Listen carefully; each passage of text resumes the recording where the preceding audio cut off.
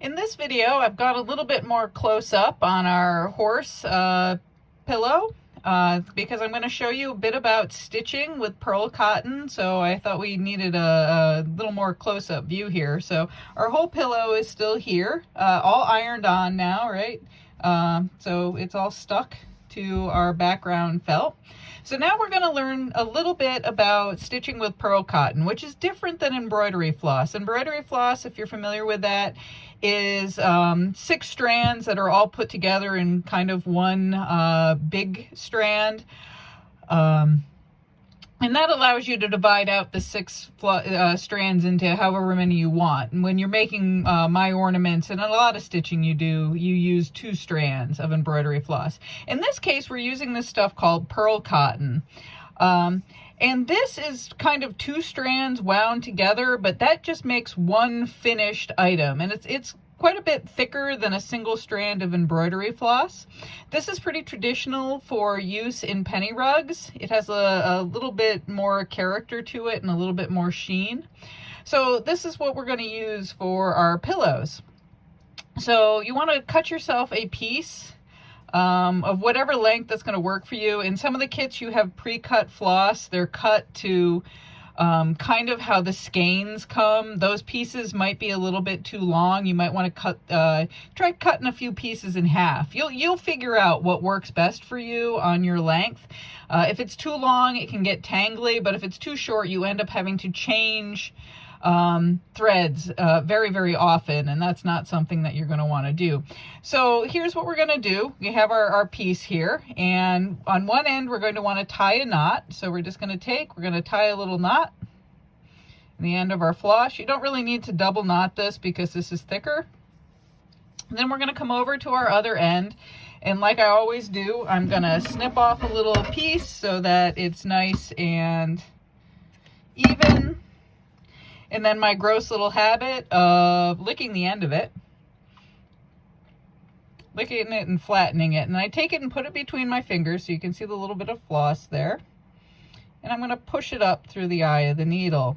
You want to make sure that you get both of those little strands through that needle. It'll stay together. This is kind of like a rope. This is, you know, wound together like a piece of rope if you look at it up close. So now we have our knot on one end and our threaded needle on the other, and we're going to start doing a little blanket stitch. Now, because I have a fairly long piece of floss, I'm going to pull the end through quite a ways. And I'm going to start on our lighter color here, mostly for visibility during the video. So you're going to want to come up. You're going to want to come up right at the place you want to start. So I'm right at the edge of the nostril in that face piece. And I'm going to bring the needle through. This is a little bit harder to pull through because you have a bigger strand and you also have a bigger eye in the needle. So bigger eye needles are a lot easier to thread, but they also are harder to pull through your material. So you may have a temptation to get a bigger eyed needle if you're having trouble threading them, but keep in mind that could make your sewing more difficult.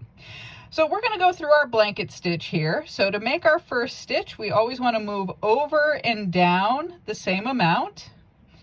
I'm going, I don't know, 1/4 inch, 1/2 inch here. Nah, maybe I don't know. As long as it's an equal amount, it doesn't really matter. So we're going to push the needle down through, and you can see I've moved down from the outer edge of that face piece and over the same amount. So we're going to pull this through. And again, this is harder to do because you've got thicker thread and bigger needle eye. You want to then come up. So I'm poking my needle through. Let's see where I've got it. So there's our needle, if I can make it reflect. So I'm right above where I had gone down, and I'm going to go through the loop that I made. All right, so now I'm going to pull this through. And as you get near there, remember you want to try to pull your stitch so it's tight but not too tight, so you have a nice little square edge there. Think of a 90 degree. All right, so our next stitch, we're going to do the same thing. We're going to go over and down the same amount. Go in. And then come up on the edge.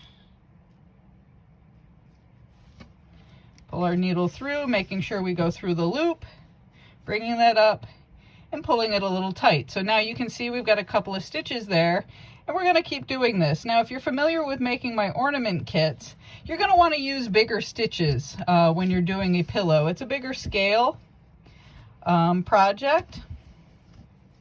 If your thread gets tangly like that, you just want to untangle it. Don't keep pulling it, or else you're going to end up making knots, and that's going to give you fits.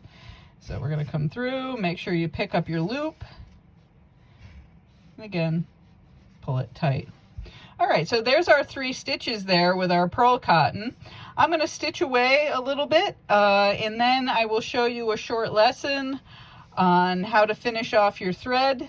Pretty easy to do. Actually, maybe I'll do that right now. We're not quite done with this thread. Actually, we're really not done, but let me just pull this through and show you what I would do to finish off this thread and to start a new one.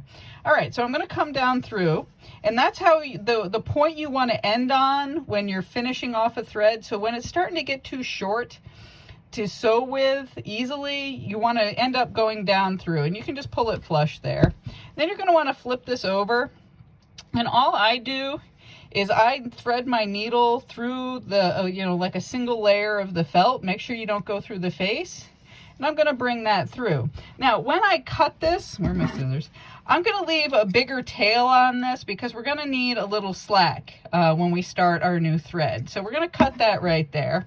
Now let's say now I'm going to start my new thread. So I got my new thread here, and I'm going to tie a knot in it just like we always do. All right, and let's flip this back over. Now we're going to want to pick up where we left off.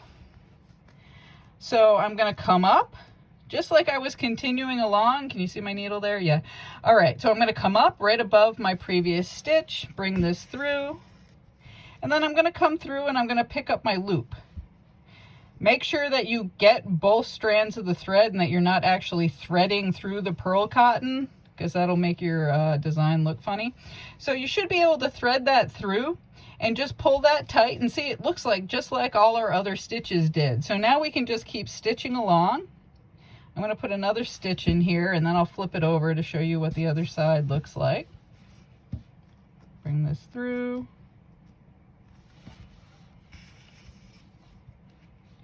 All right, so there, and you can't even tell where we left off with one thread and when we started another. Now on your back here, you can see there's our knot for our new thread, and here was our tail.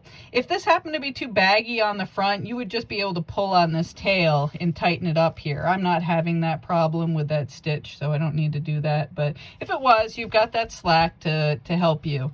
And that tail's fine hanging like that. So now you're going to want to go through and you're going to want to stitch your entire pattern in a corresponding color of thread. So you're going to do all of your blanket stitching on all of these outsides here.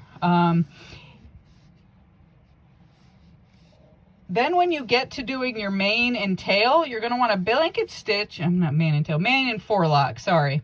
You're going to want to blanket stitch this outer edge, but it's going to be hard to blanket stitch these individual hairs. So you're going to want to use a different stitching process for that. That's going to be your back stitch, and I don't know how well this is going to show up on our black, but I have a piece of black pearl cotton threaded here, and I'm going to try to show you a little example of this. So we're going to do our back stitch here. So what I'm going to do is I'm going to come up a little bit in from the end of one of our black pieces of hair. And I'm going to pull this through. And then I'm going to go down at the end of the piece of hair. And I make one little straight stitch there. I don't know, it's between 1/4 inch and 1/2 inch long. Now why this is called a back stitch is because your next stitch is going to come up one stitch length away from where you started the last stitch. So you can see here's our last stitch I made. It's a little hard to see, but you can kind of see the shining there. You want to come up away from it, and then you're going to pull this through, and then you're going to go back to the start of that other stitch. So you're kind of stitching backwards. That's why it's called a back stitch. This is easier to do than to try to come up at exactly where the last stitch started, and you'll get used to this as you go. So for each of these hairs in your forelock, or if you've got a hairy pet that you're doing, a cat or a dog, you can use this little back stitch. Again, the instructions are in your kit. And this makes a nice accent there. So you can see I've got 3 stitches going there. So you just want to keep going all the way up. Sometimes I actually do a little design to make it look like there's wavy hairs in here. So yeah, just keep back stitching away, and that will hold your forelock in place. You'll want to do the same sort of thing with your main hairs. You can blanket stitch this edge here and then back stitch each of your individual hairs. All right, so good luck going forward with all of your stitching. Next video, I'll show you how to finish off your pillow.